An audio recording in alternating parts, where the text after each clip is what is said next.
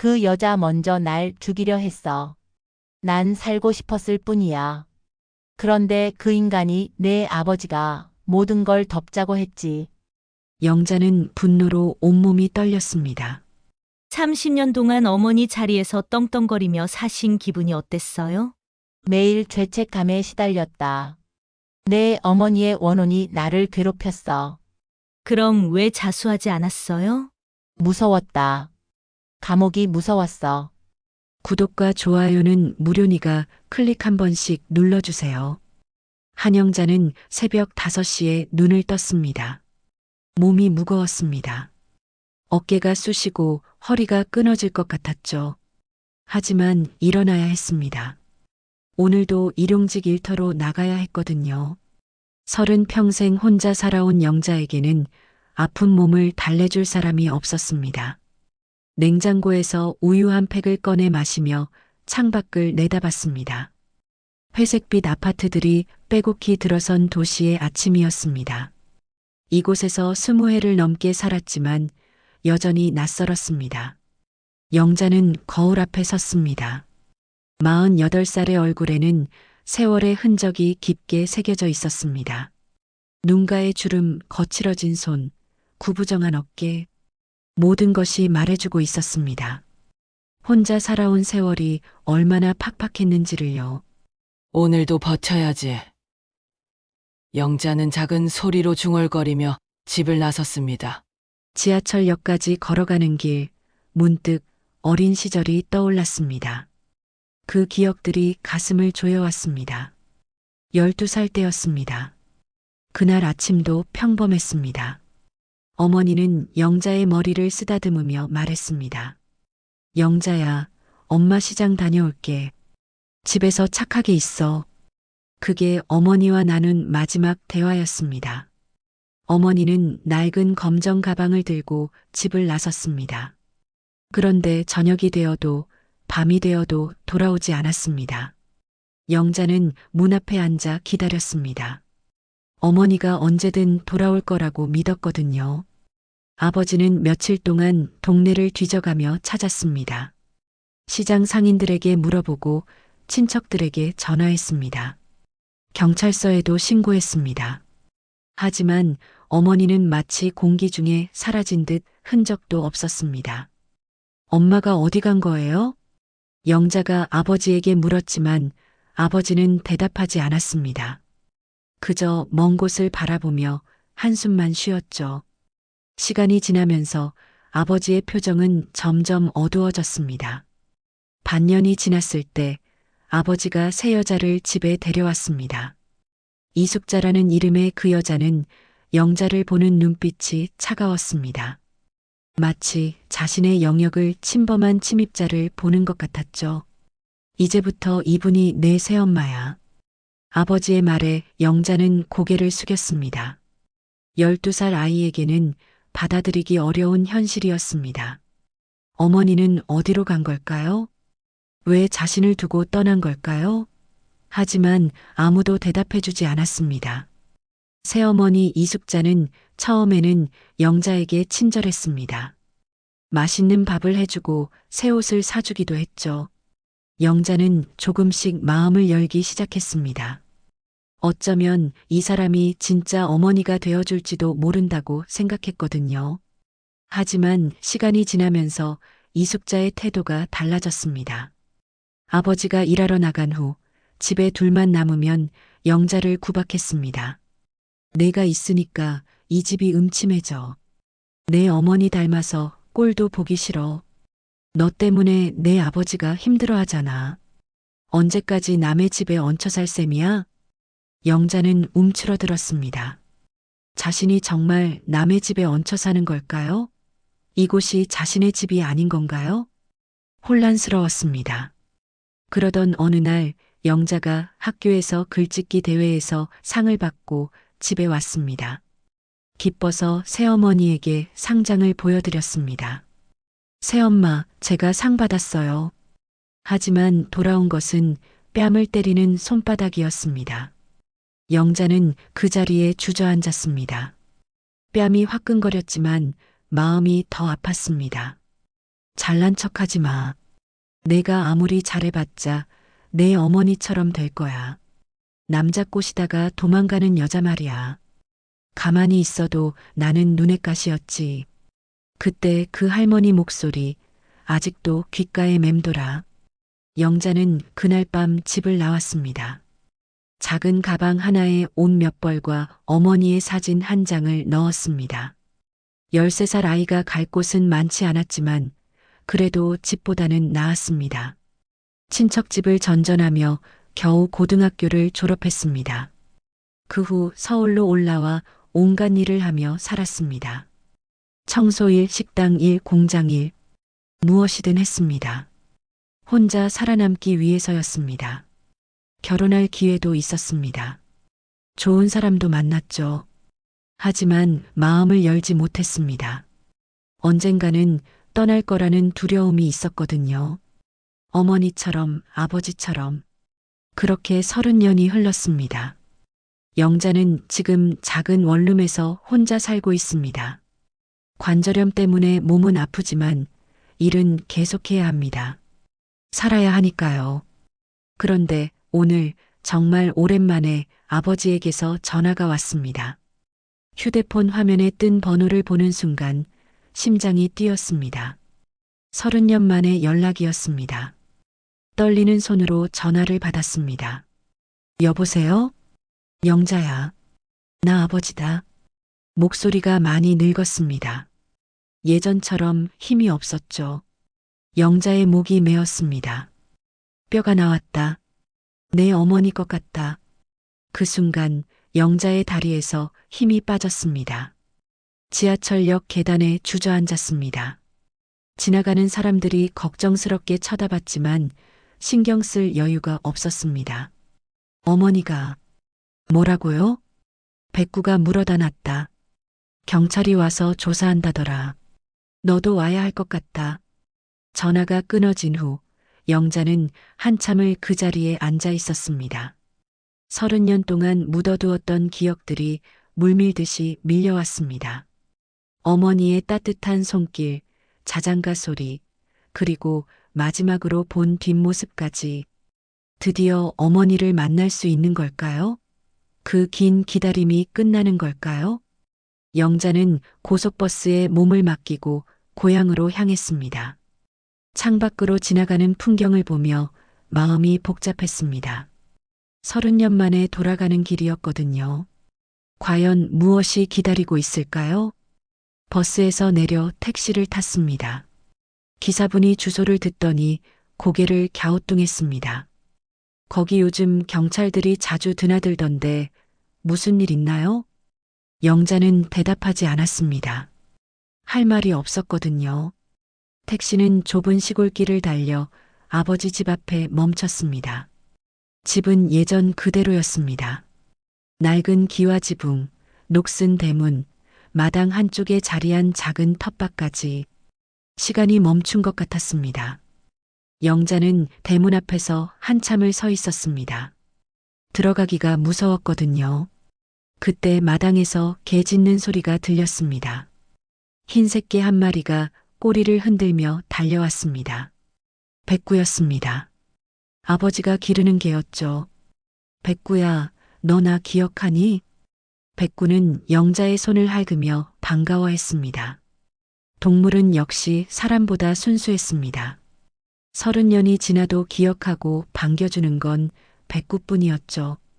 그런데 백구의 입에 뭔가 물려 있었습니다. 뼈 조각이었습니다. 하얗게 바랜 뼈 조각을 영자 앞에 떨어뜨렸습니다. 마치 선물을 주는 것처럼요. 이게 뭐야, 백구야? 영자가 뼈 조각을 집어들려는 순간 그 옆에서 반짝이는 것이 보였습니다. 진흙에 반쯤 묻힌 금반지 하나였습니다. 영자는 숨이 멎을 것 같았습니다. 그 반지를 알고 있었거든요. 어머니가 늘 끼고 다니던 결혼 반지였습니다. 작은 다이아몬드가 박힌 소박한 반지였죠. 어머니는 그 반지를 무척 아꼈습니다. 결혼할 때 아버지가 어렵게 마련해준 반지라고 했거든요. 영자는 떨리는 손으로 반지를 주워들었습니다. 진흙을 닦아내니 여전히 반짝였습니다. 안쪽에 새겨진 작은 글씨도 그대로였습니다. 순애에게 사랑을 담아 진우라고 적혀 있었죠. 어머니, 영자의 눈에서 눈물이 흘렀습니다. 30년 만에 어머니의 흔적을 찾은 것입니다. 하지만 기쁨보다는 슬픔이 더 컸습니다. 어머니가 정말 돌아가신 게 확실해졌거든요. 이때 집안에서 아버지가 나왔습니다. 한진우, 70이 넘은 아버지는 많이 늙어 있었습니다. 머리는 하얗게 샜고 등은 굽었습니다. 지팡이를 짚고 걸어 나오는 모습이 안쓰러웠죠. 영자야. 아버지의 목소리는 떨렸습니다. 30년 만에 보는 딸의 모습에 당황하는 것 같았습니다. 아버지. 영자도 무슨 말을 해야 할지 몰랐습니다. 원망도 있었고 그리움도 있었고 복잡한 감정들이 뒤섞여 있었거든요. 반지를 찾았어요. 어머니 반지를. 영자가 손바닥을 펼쳐 보이자 아버지의 얼굴이 하얗게 질렸습니다.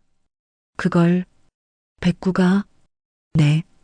뼈 조각과 함께요. 아버지는 한참 말이 없었습니다. 그러다가 작은 소리로 중얼거렸습니다. 이제야 나왔구나. 무슨 뜻인지 모르겠지만 아버지는 뭔가를 알고 있는 것 같았습니다. 영자는 더 묻고 싶었지만 참았습니다. 지금은 때가 아니었거든요. 이때 마을 입구에서 경찰차 소리가 들렸습니다. 2대의 순찰차가 집 앞에 멈췄습니다. 경찰관들이 내려 영자와 아버지에게 다가왔습니다. 한진우 씨죠? 신고 접수하고 왔습니다. 네, 그렇습니다. 아버지가 고개를 숙였습니다. 실종된 부인분 관련해서 조사가 필요합니다. 발견된 유골과 유품들을 법의학팀에서 검사해야 해요. 경찰관이 백구가 물어온 뼈 조각들을 비닐봉지에 담았습니다. 영자가 찾은 반지도 증거품으로 수거했습니다. 혹시 다른 단서가 더 있을 수 있으니까 이 일대를 수색해 보겠습니다. 경찰들은 삽과 탐지기를 가져와 마당을 파기 시작했습니다. 백구가 뼈를 물어온 지점을 중심으로 넓게 파들어갔습니다. 영자는 그 모습을 지켜보며 가슴이 뛰었습니다. 정말 어머니가 여기에 묻혀 있는 걸까요? 그렇다면 누가 왜 그랬을까요? 1시간쯤 지났을 때 경찰관 하나가 큰 소리로 외쳤습니다. 여기 뭔가 더 있습니다. 모든 사람들이 그쪽으로 달려갔습니다. 땅속에서 사람의 치골로 보이는 뼈와 낡은 의복 조각들이 나왔습니다. 한때는 파란색이었을 것 같은 옷감 조각이었죠. 영자는 그 옷감을 보는 순간 기억이 났습니다. 어머니가 마지막으로 입고 나간 옷이었습니다. 파란색 블라우스였죠. 어머니가 좋아하던 옷이었습니다. 어머니. 영자는 그 자리에 주저앉았습니다. 이제 확실해졌습니다. 어머니는 정말 돌아가셨고 이곳에 묻혀 있었던 것입니다. 경찰관들이 현장을 통제했습니다. 감식팀을 부르고 정밀 발굴 작업을 시작한다고 했습니다. DNA 검사도 해야 한다고 했죠. 며칠 후에 결과가 나올 겁니다. 그때까지 현장 출입을 금지하겠습니다. 아버지는 계속 말이 없었습니다. 경찰의 질문에도 모르겠다. 기억 안 난다만 반복했습니다. 하지만 영자는 알 수 있었습니다. 아버지가 뭔가를 숨기고 있다는 것을요. 저녁이 되어 경찰들이 돌아갔습니다. 영자는 아버지와 단둘이 남았습니다. 어색한 침묵이 흘렀습니다. 영자야, 저녁 먹고 가거라. 괜찮아요. 그래도 아버지가 무언가 말하려다 입을 다물었습니다. 영자도 묻고 싶은 게 많았지만 참았습니다. 너무 충격적인 하루였거든요. 숙소를 구해서 며칠 있을게요. 어머니 일이 정리될 때까지요. 집에 있으면 안 되나? 아니에요. 괜찮아요. 영자는 일어섰습니다. 더 이상 이 집에 있고 싶지 않았습니다. 너무 많은 기억들이 아팠거든요. 마을 여간에 짐을 풀고 누웠습니다. 하지만 잠이 오지 않았습니다. 어머니 얼굴이 자꾸 떠올랐습니다. 그리고 하나의 의문이 머릿속을 맴돌았습니다. 과연 어머니에게 무슨 일이 일어난 걸까요? 사고사일까요? 아니면 사흘 후 경찰서에서 연락이 왔습니다. DNA 감식 결과가 나왔다는 것이었죠. 영자는 아버지와 함께 경찰서로 향했습니다. 가는 길 내내 아무 말도 하지 않았습니다. 둘 다 결과를 알고 있었거든요. 유골의 신원이 확인되었습니다. 장순애 씨가 맞습니다. 형사의 말에 영자는 고개를 떨어뜨렸습니다. 예상했던 일이지만 막상 확인되니 마음이 무너져 내렸습니다. 어머니가 정말 돌아가신 것입니다. 사인은 아직 정확히 알 수 없습니다. 유골 상태로 봐서는 외상의 흔적이 있는 것 같지만 더 정밀한 조사가 필요해요. 외상이요? 영자가 물었습니다. 네. 두개골 일부에 골절 흔적이 보입니다. 하지만 이것만으로는 사인을 단정할 수 없어요. 다른 가능성도 있거든요. 형사는 서류를 넘기며 계속 설명했습니다. 일단 사건으로 보고 수사를 진행하겠습니다. 혹시 당시 상황에 대해 아시는 분이 있다면 연락해 주세요. 경찰서를 나오는 길, 아버지는 여전히 말이 없었습니다. 영자는 참을 수 없었습니다. 아버지, 정말 아무것도 모르세요? 모른다고 했잖아. 그럼 어머니가 왜 그곳에 묻혀 있는 거예요? 시장에 간다고 나가신 분이 왜 집마당에? 그만해. 아버지가 소리를 질렀습니다. 지나가던 사람들이 돌아봤습니다. 그만하자, 영자야. 이미 다 끝난 일이야. 끝난 일이 아니에요. 시작된 거예요. 영자도 목소리를 높였습니다. 30년 동안 쌓인 분노가 터져 나왔습니다. 그날 저녁 영자는 마을을 걸어 다녔습니다. 예전 기억을 되살려 보려고 했죠. 어머니가 마지막으로 걸었을 길을 따라가 보았습니다. 시장까지는 집에서 10분 거리였습니다. 하지만 어머니는 시장에 도착하지 못했습니다. 시장 상인들에게 물어봐도 그날 장순애를 본 사람은 없었거든요. 마을 어귀 평상에 할머니 몇 분이 앉아 계셨습니다. 영자는 다가가서 인사를 드렸습니다. 안녕하세요. 한진우 씨 딸 영자입니다. 아, 영자구나. 많이 컸네. 서울서 산다고 들었는데. 네. 어머니 일 때문에 내려왔어요. 할머니들의 표정이 어두워졌습니다. 참 안 됐다. 그런 일이 있을 줄 누가 알았겠어. 혹시 당시에 뭔가 이상한 일 없었나요? 어머니가 실종되기 전에요. 할머니들이 서로 눈치를 봤습니다. 뭔가 말하고 싶지만 망설이는 것 같았습니다. 글쎄다. 워낙 오래된 일이라. 그때 한 할머니가 작은 소리로 말했습니다. 그 여자가 그때 없앴다는 말 다들 알면서도 못했던 거야. 무서워서 영자의 심장이 뛰었습니다. 그 여자가 누구예요? 하지만 할머니들은 갑자기 입을 다물었습니다. 마치 실수한 것을 후회하는 듯 했죠. 아니야, 아니야. 우리가 뭘 안다고 그래. 그냥 동네 소문일 뿐이야. 할머니, 제발 말씀해 주세요. 그 여자가 누구예요? 모르겠다. 우리는 아무것도 몰라. 할머니들이 일어나서 흩어졌습니다. 영자는 혼자 남았습니다. 하지만 중요한 단서를 얻었습니다. 마을 사람들이 뭔가를 알고 있다는 것이었죠. 다음 날 영자는 아버지를 몰래 따라가기로 했습니다. 아버지가 뭔가를 숨기고 있다는 확신이 들었거든요. 오후에 아버지가 집을 나섰습니다. 영자는 멀찍이 떨어져서 따라갔습니다. 아버지는 마을을 벗어나 산길로 올라갔습니다. 어디로 가는 걸까요? 한참을 걸어 올라가니 낡은 묘지가 나왔습니다. 조선시대부터 이어져 내려온 오래된 묘지였죠. 아버지는 그곳에서 멈췄습니다. 그런데 아버지 혼자가 아니었습니다. 다른 사람이 함께 있었습니다. 여자였습니다. 영자는 나무 뒤에 숨어서 지켜봤습니다. 그 여자는 이숙자였습니다. 영자의 새어머니였죠.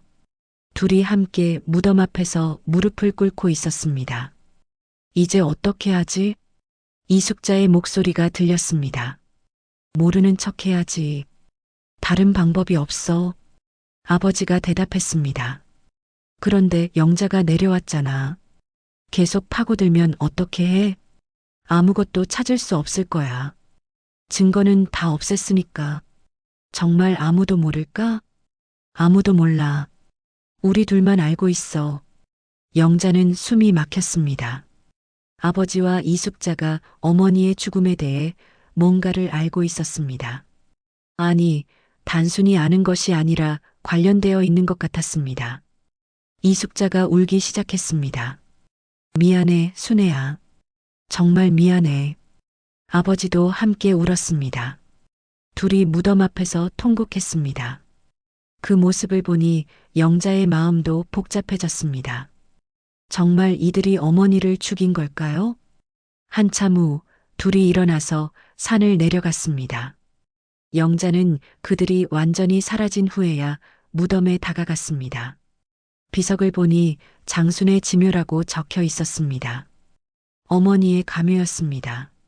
시신을 찾지 못했을 때 만든 가짜 무덤이었죠.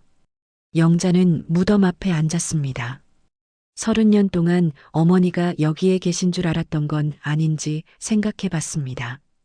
하지만 정작 어머니는 집 마당에 묻혀 있었습니다. 어머니, 도대체 무슨 일이 있었던 거예요? 바람이 불어왔습니다.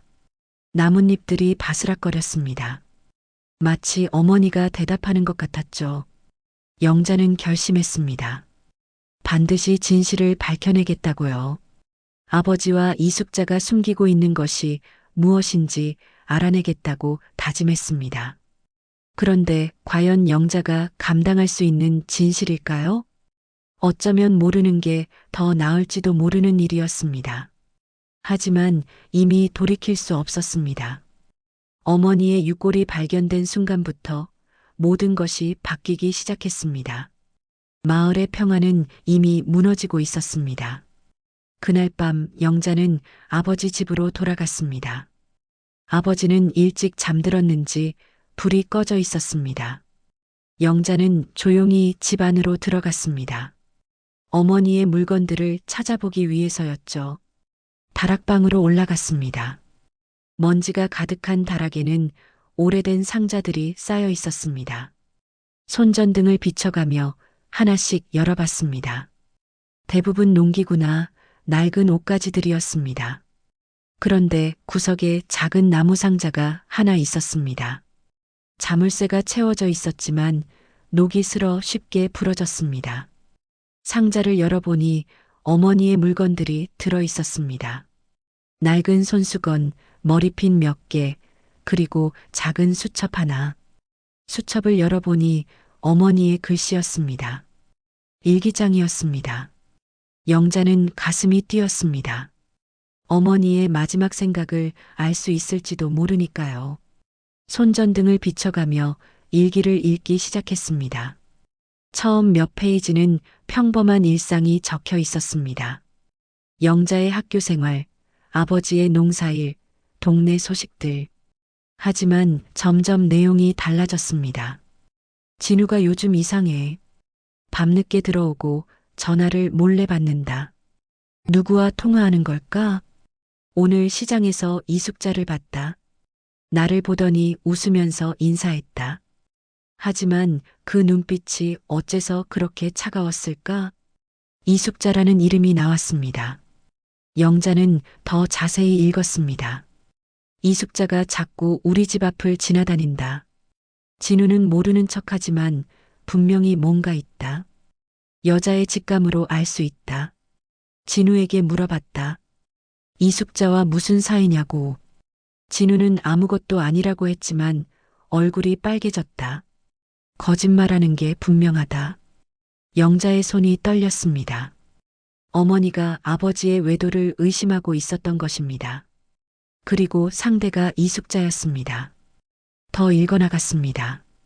이숙자가 진우에게 편지를 보냈다. 우편함에서 몰래 가져다 읽어봤다.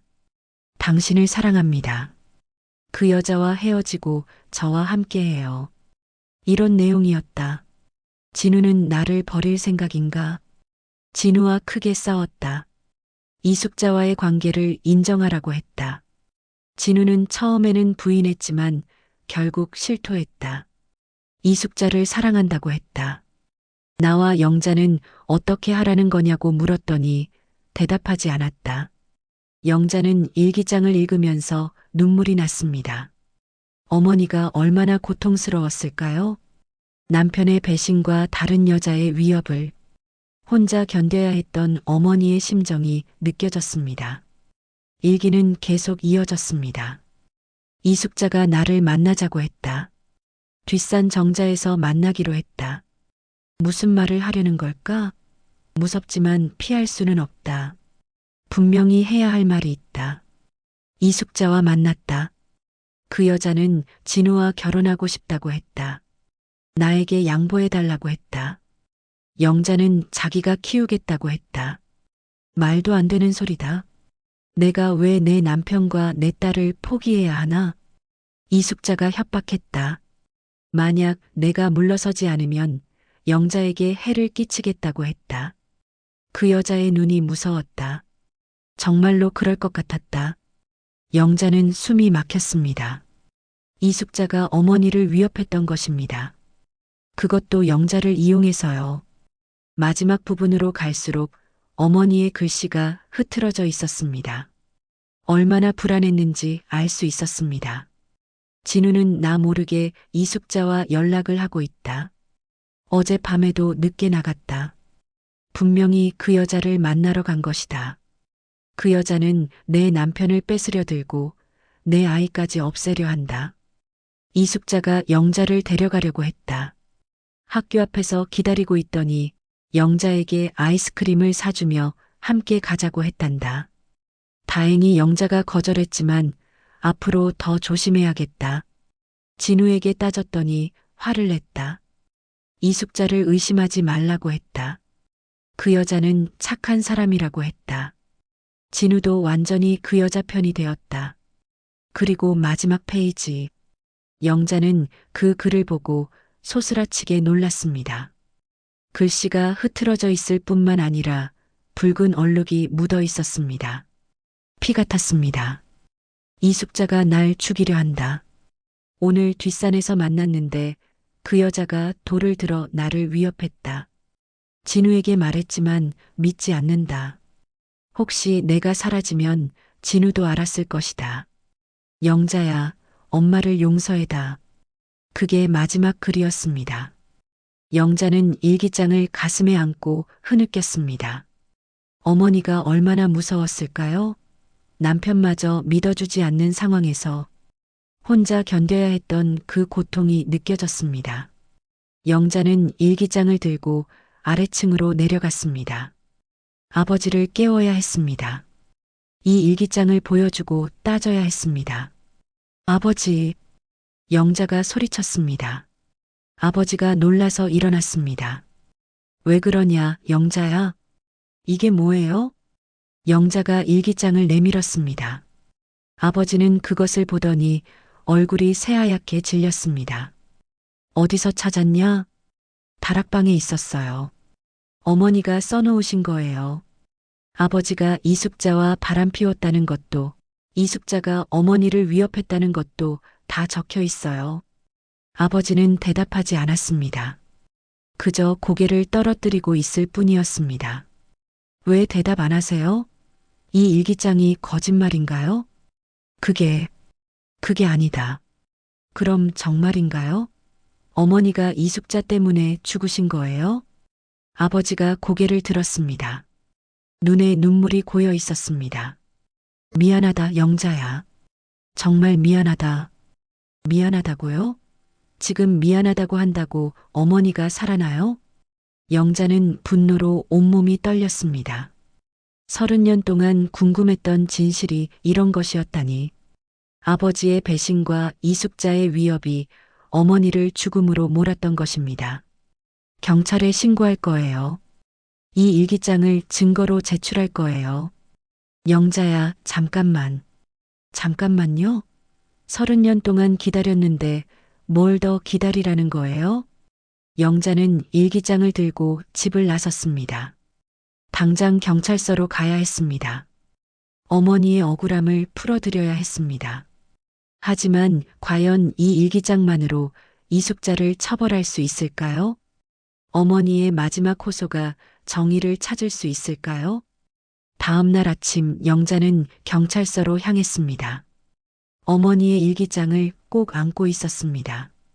이것이 유일한 증거였거든요. 담당 형사를 만나 일기장을 보여주었습니다. 이게 저희 어머니가 쓰신 일기예요. 이숙자라는 여자가 어머니를 위협했다고 나와 있어요. 형사가 일기장을 받아 읽어봤습니다. 한참 후에 고개를 들었습니다. 내용은 충격적이네요. 하지만 이것만으로는 기소하기 어려울 것 같습니다. 왜요? 분명한 증거잖아요. 일기장은 당사자의 주관적인 생각이 담긴 거예요. 법정에서는 객관적인 증거가 필요합니다. 게다가 이미 30년이 지났고요. 영자는 실망했습니다.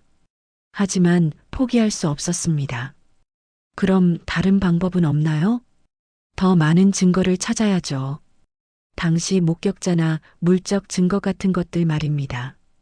영자는 경찰서를 나와 생각에 잠겼습니다. 당시 담당했던 경찰관을 찾아보는 게 어떨까요? 혹시 놓친 단서가 있을지도 모르니까요. 마을 이장에게 물어보니 당시 파출소 순경이었던 김대봉이라는 분을 소개해 주었습니다. 지금은 퇴직해서 읍내에 살고 있다고 했습니다. 영자는 김대봉의 집을 찾아갔습니다. 60대 중반의 그는 영자를 반갑게 맞아주었습니다. 아, 한진우 씨 딸이군요. 많이 컸네요. 그런데 무슨 일로 오셨어요? 어머니 실종 사건에 대해 여쭤보려고 왔어요. 혹시 기억나시는 게 있나요? 김대봉의 표정이 어두워졌습니다. 그 사건, 참 안타까운 일이었죠. 아무리 찾아도 흔적을 찾을 수 없었어요. 혹시 당시에 의심스러운 사람은 없었나요? 김대봉이 망설였습니다. 뭔가 말하고 싶지만 주저하는 것 같았습니다. 사실, 처음에는 의심스러운 점이 있었어요. 어떤 점이요?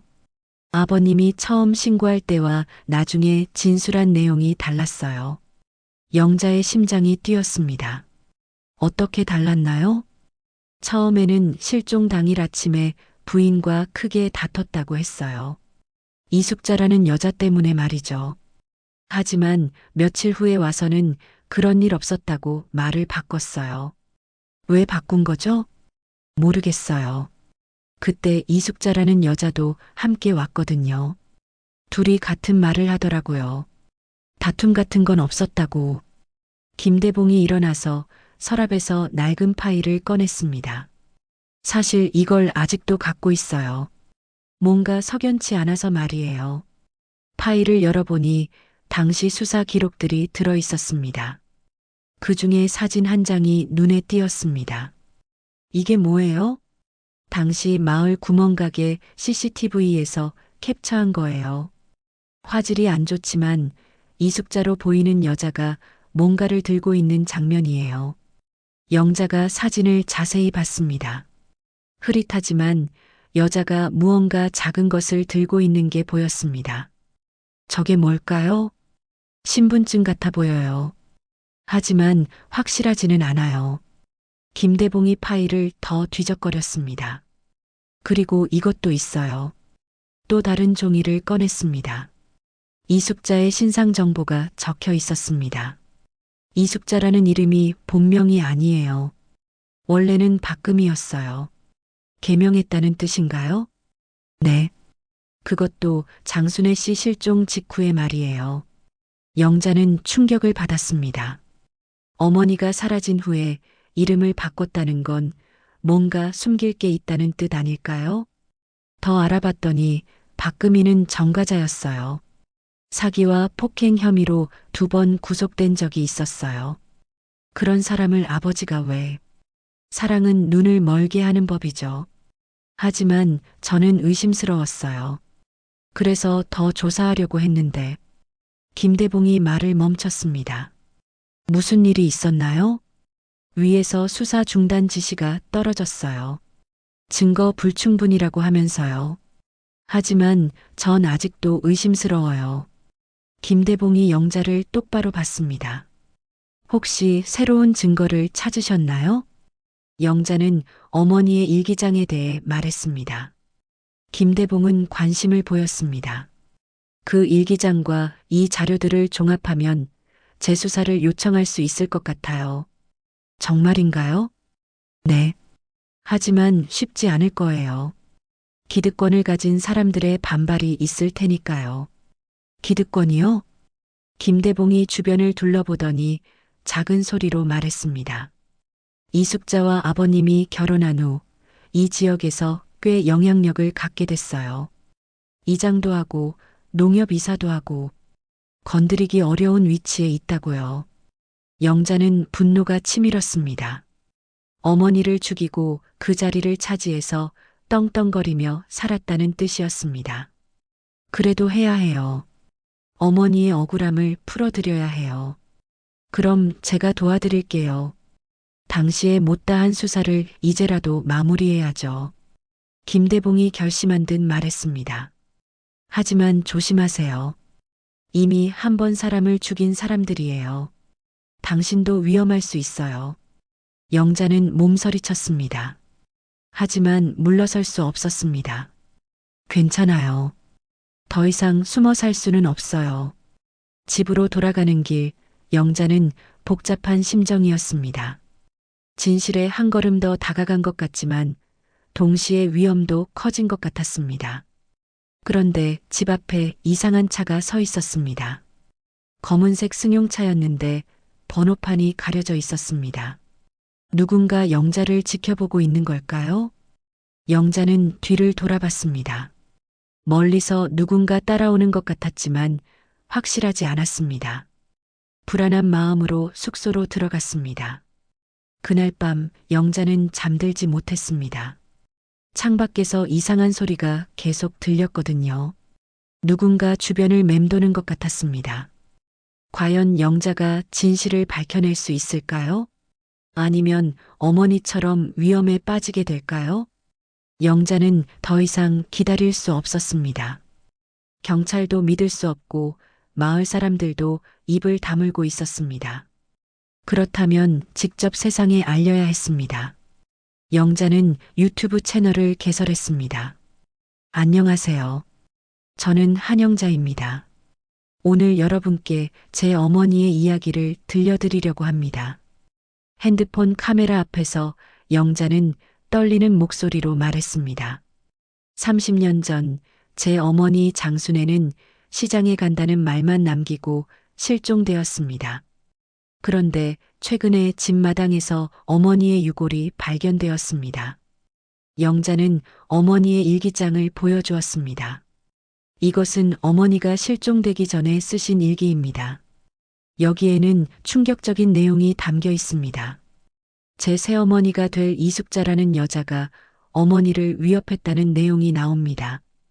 영자는 일기장의 주요 부분들을 읽어주었습니다. 어머니의 두려움과 절망이 고스란히 전해졌습니다. 저는 확신합니다. 내 어머니를 죽인 범인이 새어머니일지도 모릅니다. 아니, 새어머니와 아버지가 공모했을 가능성이 높습니다. 영상을 올리자마자 조회수가 급격히 올라갔습니다. 댓글들이 쏟아져 들어왔습니다.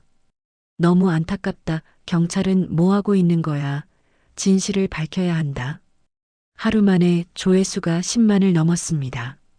그리고 언론에서 연락이 오기 시작했습니다. MBC 시사 매거진 2580입니다. 인터뷰 요청드립니다. SBS 그것이 알고 싶다에서 연락드렸습니다. JTBC 사건 반장에서 취재 요청드립니다. 영자는 모든 요청을 받아들였습니다. 더 많은 사람들이 알아야 한다고 생각했거든요. 방송이 나가자 더욱 큰 파장이 일었습니다. 시청자들의 관심이 폭발적으로 증가했습니다. 온라인 커뮤니티에서는 연일 이 사건에 대한 토론이 벌어졌습니다. 하지만 이숙자는 언론의 인터뷰 요청을 모두 거절했습니다. 집에서 나오지도 않았죠. 기자들이 집 앞에서 기다려도 소용없었습니다. 며칠 후 이숙자가 갑자기 짐을 싸서 도망갔다는 소식이 들렸습니다. 이웃이 새벽에 트럭에 짐을 싣고 떠나는 걸 봤다고 했습니다. 도망간 게 분명해요. 떳떳하다면 왜 도망가겠어요? 영자는 또 다른 영상을 올렸습니다. 이숙자의 도피 사실을 알렸습니다. 네티즌들은 더욱 분노했습니다. 그런데 그날 밤 아버지가 갑자기 쓰러졌습니다. 이웃이 발견해서 병원으로 급히 옮겼습니다. 의사는 중풍이라고 진단했습니다. 스트레스가 원인인 것 같습니다. 최근에 충격적인 일이 있었나요? 영자는 대답할 수 없었습니다. 자신이 올린 영상 때문일 수도 있었거든요. 병실에서 아버지는 의식을 잃고 누워 있었습니다. 간혹 중얼거렸지만 알아들을 수 없었습니다. 영자야 미안하다, 어머니한테 미안하다. 아버지의 중얼거림을 들으며 영자는 복잡한 심정이었습니다. 분노와 연민이 동시에 느껴졌습니다. 사흘째 되는 날 아버지가 잠깐 의식을 회복했습니다. 영자를 알아보더니 손을 잡았습니다. 영자야 들어라. 아버지 말씀하세요. 그날 내 어머니가 숙자를 밀쳤다. 영자는 귀를 기울였습니다. 내가 말리려 했는데 돌계단에서 머리를. 뭐라고요? 어머니가 숙자를 죽이려 했다. 영자는 충격을 받았습니다. 지금까지 알고 있던 것과 다른 이야기였습니다. 그래서 숙자가 정당방위로. 정당방위요? 내가 숨겼다 어머니 시체를 마당에. 아버지의 고백에 영자는 머리가 하얘졌습니다. 아버지도 공범이었다는 뜻이었습니다.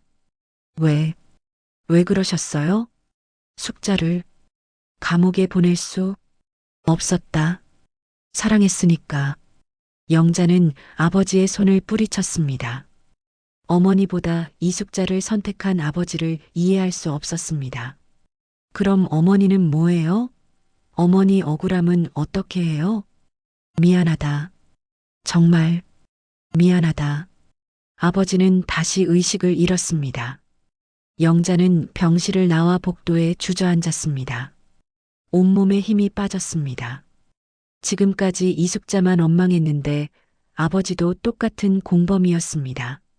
어쩌면 더 악질인지도 모르겠습니다. 아내를 버리고 살인자를 선택한 것이니까요. 며칠 후 경찰에서 연락이 왔습니다. 이숙자를 찾았다는 것이었습니다. 산속 폐가에 숨어 있었습니다. 체포했으니 조사에 참여해 주세요. 영자는 경찰서로 향했습니다. 드디어 이숙자와 직접 대면하게 되었습니다. 조사실에서 이숙자를 보는 순간 영자는 말을 잃었습니다. 예전에 화려했던 모습은 온데간데 없었습니다. 화장기 없는 얼굴은 초라했고 머리는 헝클어져 있었습니다. 영자야 정말 오랜만이다. 이숙자가 먼저 말을 걸었습니다. 목소리에는 체념이 묻어 있었습니다. 왜 도망갔어요? 무서웠다. 사람들의 시선이 무서웠어. 그럼 죄를 인정하는 거예요? 이숙자가 한참 말이 없다가 고개를 들었습니다. 내 어머니가 먼저 나를 죽이려 했다. 돌을 들고 내 머리를 치려고 했어. 나는 피하려고 했을 뿐이야. 그래서 어머니를 죽인 거예요? 그 여자 먼저 날 죽이려 했어. 난 살고 싶었을 뿐이야. 그런데 그 인간이 내 아버지가 모든 걸 덮자고 했지. 영자는 분노로 온몸이 떨렸습니다. 30년 동안 어머니 자리에서 떵떵거리며 사신 기분이 어땠어요? 매일 죄책감에 시달렸다. 내 어머니의 원혼이 나를 괴롭혔어. 그럼 왜 자수하지 않았어요? 무서웠다. 감옥이 무서웠어. 영자는 더 이상 들을 수 없었습니다. 이숙자의 변명이 구역질 날 정도였습니다. 경찰은 이숙자를 정식으로 구속했습니다. 살인죄로 기소될 예정이었습니다. 하지만 30년이 지난 사건이라 증거가 부족했습니다. 영자는 마지막으로 이숙자에게 물었습니다. 어머니에게 미안한 마음은 없어요? 이숙자는 눈물을 흘리며 대답했습니다. 매일 미안했다. 하지만 되돌릴 수 없었어. 이숙자의 재판이 시작되었습니다. 언론의 관심이 집중된 가운데 법정은 연일 방청객들로 가득 찼습니다. 영자도 매일 법정에 나가 재판을 지켜봤습니다. 검사는 이숙자를 살인죄로 기소했습니다. 하지만 변호사는 정당방위를 주장했습니다. 피고인은 피해자의 공격을 받고 우발적으로 반격한 것입니다. 계획적인 살인이 아닙니다. 법정에서는 30년 전 그날의 상황이 낱낱이 재현되었습니다. 장순애와 이숙자가 뒷산에서 만났던 그 순간 말입니다. 이숙자가 증언대에 섰습니다. 그녀는 떨리는 목소리로 당시 상황을 증언했습니다. 장순애 씨가 저를 뒷산 정자로 불렀습니다. 이야기하자고 했어요. 어떤 이야기였나요? 진우 씨와의 관계를 정리하라고 했어요. 저는 그럴 수 없다고 했습니다. 진우 씨를 사랑했거든요. 그 다음에는 어떤 일이 있었습니까? 장순애 씨가 갑자기 화를 내기 시작했어요. 제가 가정을 파괴한다고, 영자를 불행하게 만든다고 소리쳤어요. 이숙자는 눈물을 흘리며 계속 말했습니다. 그러더니 갑자기 돌을 집어들었어요. 저를 죽이겠다고 했어요. 그때 어떻게 하셨습니까? 피하려고 했어요. 하지만 장순애 씨가 계속 쫓아왔어요. 그래서 밀쳤어요. 그냥 밀쳤을 뿐이에요. 그 결과는 어떻게 되었습니까? 장순애 씨가 돌계단에 머리를 부딪혔어요. 그리고 죽었어요. 법정이 술렁거렸습니다. 영자는 주먹을 꽉 쥐었습니다. 이숙자의 말이 사실인지 확인할 방법이 없었습니다. 그 후에는 어떻게 하셨습니까? 너무 무서웠어요. 진우 씨에게 전화했어요. 진우 씨가 와서 현장을 보더니 이 일을 아무에게도 말하지 말라고 했어요. 그래서 시신을 숨긴 겁니까? 진우 씨가 마당에 묻자고 했어요. 저는 반대했지만 진우 씨가 강요했어요. 영자는 분노가 치밀었습니다. 죽어서도 자신을 변호할 수 없는 아버지에게 모든 책임을 떠넘기는 것 같았거든요. 검사가 반박했습니다. 피고인은 사건 직후 이름을 바꿨습니다. 박금희에서 이숙자로 말입니다. 이는 신분 세탁을 위한 것 아닙니까? 그게 아닙니다. 새로운 삶을 살고 싶었을 뿐입니다. 그리고 피고인은 과거에 폭행 전과가 있습니다. 이번 사건도 우발적이라고 볼 수 없습니다. 변호사가 이의를 제기했습니다. 과거의 전과와 이번 사건은 별개입니다. 재판은 한 달 동안 계속되었습니다. 수많은 증인들이 나왔지만 결정적인 증거는 없었습니다. 30년이라는 시간이 모든 것을 희미하게 만들어 놓았거든요. 마지막 변론에서 검사는 말했습니다. 피고인은 30년 동안 피해자의 자리를 차지하고 살았습니다. 이는 명백한 살인의 결과입니다. 변호사는 반박했습니다. 피고인도 30년 동안 죄책감에 시달렸습니다. 이미 충분히 벌을 받았습니다. 드디어 선고일이 왔습니다. 영자는 긴장한 마음으로 법정에 앉아 있었습니다. 피고인 이숙자에 대한 판결을 선고합니다. 판사의 목소리가 법정에 울렸습니다. 피고인의 행위는 정당방위의 한계를 넘어선 것으로 판단됩니다. 하지만 우발적인 범행이고 피고인이 깊이 반성하고 있음을 고려하여 영자는 숨을 죽이고 들었습니다. 징역 15년을 선고합니다. 법정이 웅성거렸습니다. 영자는 복잡한 심정이었습니다. 무기징역을 기대했는데 생각보다 형량이 적었거든요. 선고 후 영자는 이숙자와 마지막으로 마주쳤습니다. 이숙자가 수갑을 찬 채로 영자에게 다가왔습니다. 영자야, 정말 미안하다. 지금 와서 미안하다고 하면 뭐해요? 내 어머니에게도 미안하고 너에게도 미안하다. 내가 모든 걸 망쳤어. 후회한다고 어머니가 살아나요? 이숙자는 더 이상 말하지 못했습니다. 그저 고개를 떨어뜨리고 있을 뿐이었습니다. 하지만 한 가지는 알아줘. 나도 진우를 정말 사랑했어. 나쁜 마음만 있었던 건 아니야. 사랑이요? 남의 남편을 빼앗고 남의 어머니를 죽인 게 사랑이에요? 미안하다. 정말 미안하다.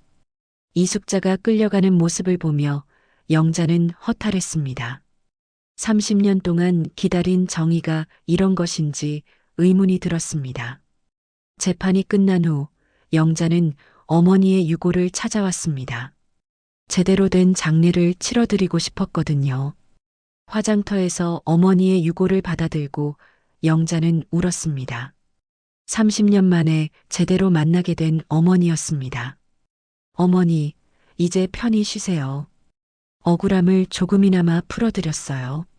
영자는 산 중턱에 어머니의 새 묘를 만들었습니다.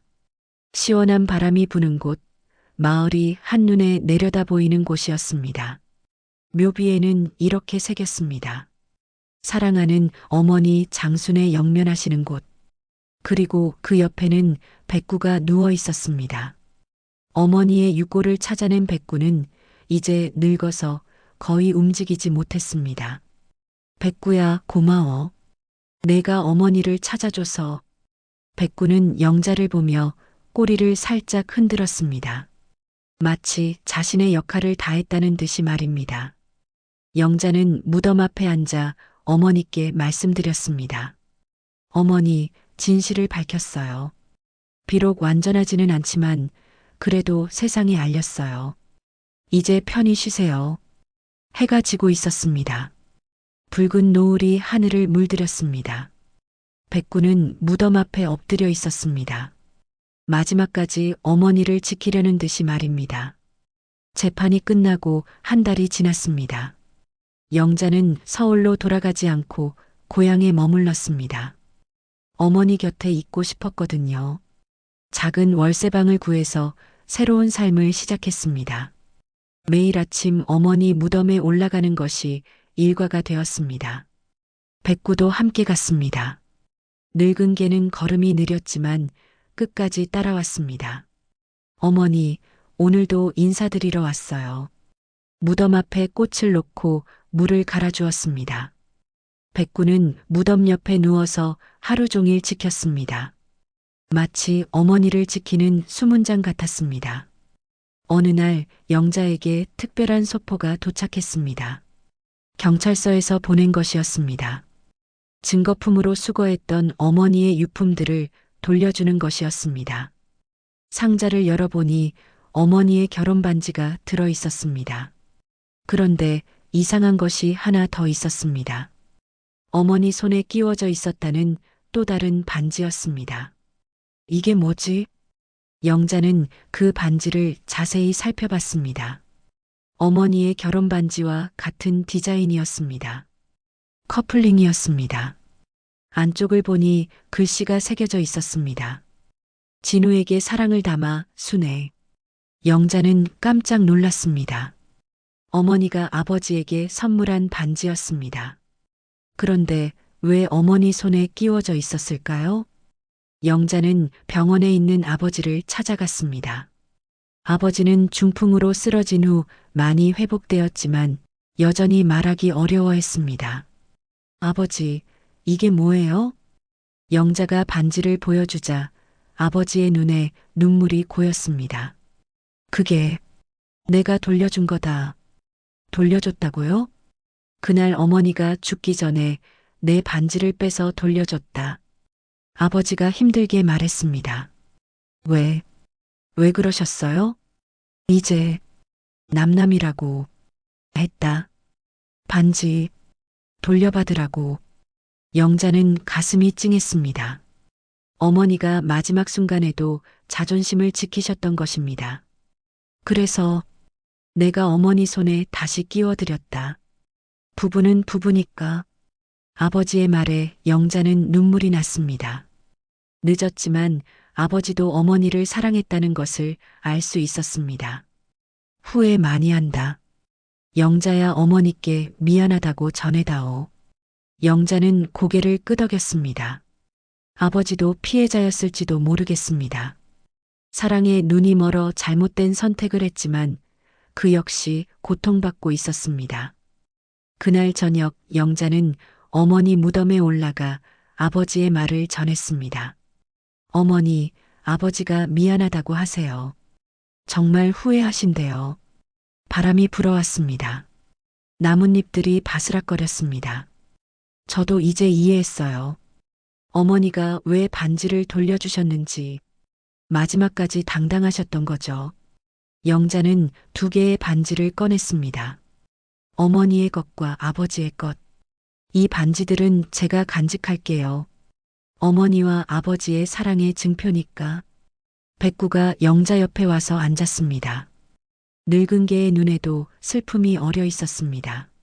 몇 달 후 영자는 유튜브 채널을 새롭게 시작했습니다.